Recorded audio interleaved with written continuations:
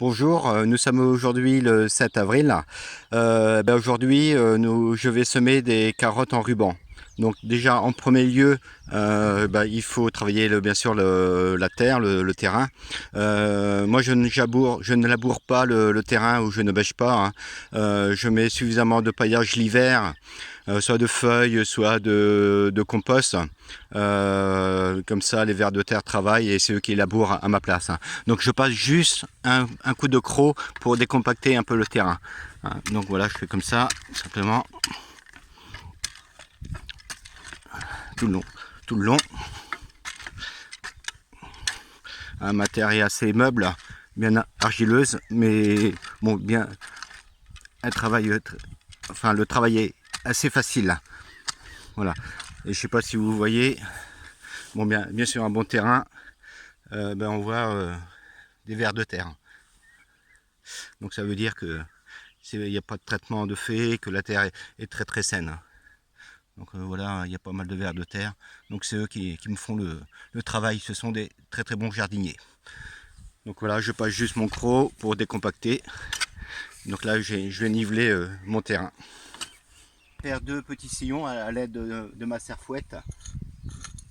Comme ça, après, je vais installer mes rubans. Donc je vais faire juste deux petits rayons. Hop, ça déjà un. Pas trop profond, hein, parce que les carottes, c'est des graines très très fines.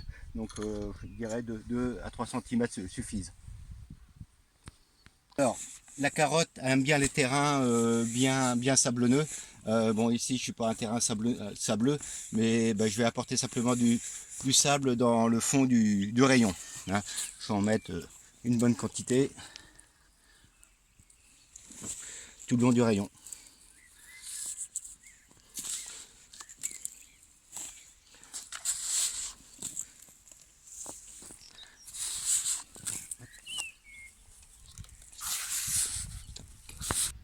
Donc voilà, je vais prendre mes graines enfin mes carottes en ruban. Il n'y a rien de plus facile et surtout c'est un jeu d'enfant. La carotte en ruban, l'avantage c'est facile à semer et surtout vous n'avez pas besoin d'éclaircir après parce que toutes les graines, je ne sais pas si vous voyez, elles sont mises sur le ruban, hein. Vous en avez à peu près tous les centimètres, vous avez une graine de carotte. Donc là c'est un jeu d'enfant, il suffit juste de dérouler et de poser. Alors on met juste un petit peu au bout un peu de terre pour qu'il n'y ait pas de vent et que le vent emporte le ruban. Voilà, je vais dérouler tout le long. Donc voilà, j'ai positionné mes deux rubans donc, qui font 3 mètres de long. Là j'ai juste recouvrir un peu de sable sur un petit centimètre les graines. Il ne faut pas que ce soit trop enfoncé. Les petites semences. On dit toujours il faut enfoncer la graine d'une profondeur de 3 fois la grosseur de la graine, quoi. Voilà, je fais comme ça, je recouvre simplement.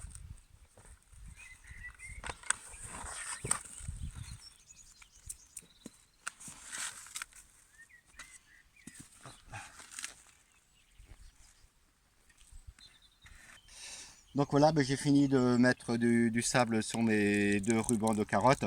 Dernière chose à faire, c'est d'arroser. Alors arroser avec un arrosoir, c'est simple, oui, mais il faut faire attention.